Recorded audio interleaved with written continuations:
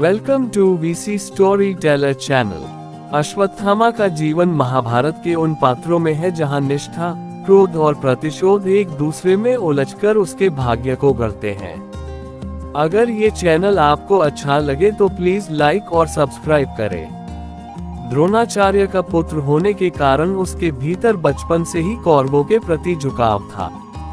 द्रोणाचार्य को हस्तिनापुर ने सम्मान दिया, उन्हें राजगुरु का पद मिला और उनके आश्रम का पालन पोषण कौरवों के संरक्षण में हुआ। यही कारण था कि अश्वत्थामा के मन में कौरवों के प्रति कृतज्ञता और निष्ठा स्वाभाविक रूप से गहराई तक बैठ गई। पांडवों से उसकी शत्रुता किसी एक घटना का परिणाम नहीं थी, बल्कि धीरे धीरे विकसित हुई मानसिकता थी। द्रोणाचार्य दोनों पक्षों को समान शिक्षा देते थे, किंतु युद्धभूमि में परिस्थितियां बदल जाती हैं। द्रोणाचार्य का झुकाव अंततः कौरवों की ओर रहा, क्योंकि वे हस्तिनापुर के उत्तराधिकारी थे। वीडियो अच्छी लगे तो प्लीज लाइक और सब्सक्राइब करें। अश्वत्थामा ने अपने पिता को कौरवों के लिए युद्ध करते देखा, उनके अपमान और अंततः उनकी मृत्यु को भी उसी युद्ध से जोड़कर देखा। यही वह बिंदु था जहां उसकी शत्रुता ने स्थायी रूप ले लिया। द्रोणाचार्य की मृत्यु ने अश्वत्थामा के हृदय में आग भर दी। युधिष्ठिर के मुख से अश्वत्थामा मारा गया सुनकर द्रोणाचार्य ने शस्त्र त्याग दिए। ये सत्य और असत्य का मिश्रण था। पिता की इस प्रकार हुई मृत्यु को अश्वत्थामा ने छल और अधर्म माना। उसके लिए पांडव केवल शत्रु ही नहीं रहे, बल्कि वे उसके पिता के वध के दोषी बन गए। यही भावना उसके हर निर्णय को कठोर और निर्दयी बनाती चली गई। कौरवों के प्रति उसकी निष्ठा केवल राजनीतिक नहीं थी, वह भावनात्मक थी।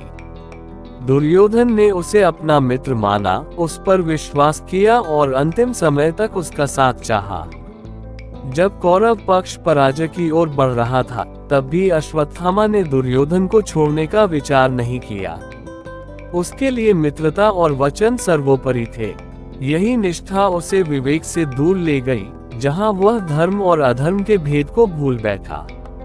युद्ध के बाद की रात अश्वत्थामा के जीवन की सबसे अंधकार में घड़ी थी।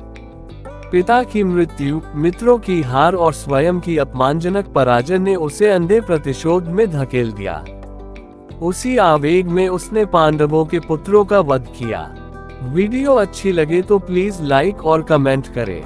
ये कृत्य उसकी शत्रुता की चरम अभिव्यक्ति था, जहां उसने निर्दोषों को भी नहीं बख्शा।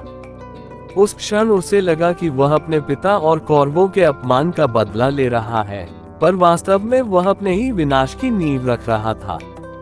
पांडवों के प्रति उसकी शत्रुता केवल युद्ध तक सीमित नहीं रही, बल्कि उसने उसे मानवता से दूर कर दिया।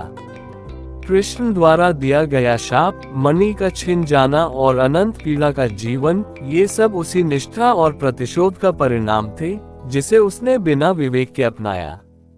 अश्वत्थामा की कथा ये दिखाती है कि अंधी निष्ठा और शत्रुता जब धर्म से अलग हो जाती है, तो वह वीर को भी पतन की ओर ले जाती है। अंततः अश्वत्थामा न तो पूर्ण खलनायक है और न ही पूर्ण नायक। वो एक ऐसा योद्धा है जो भावनाओं में बहकर सही और गलत की सीमा पार कर गया।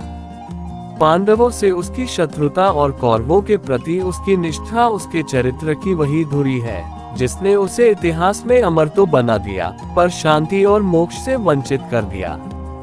अगर ये चैनल आपको अच्छा लगे तो प्लीज लाइक और सब्सक्राइब करें।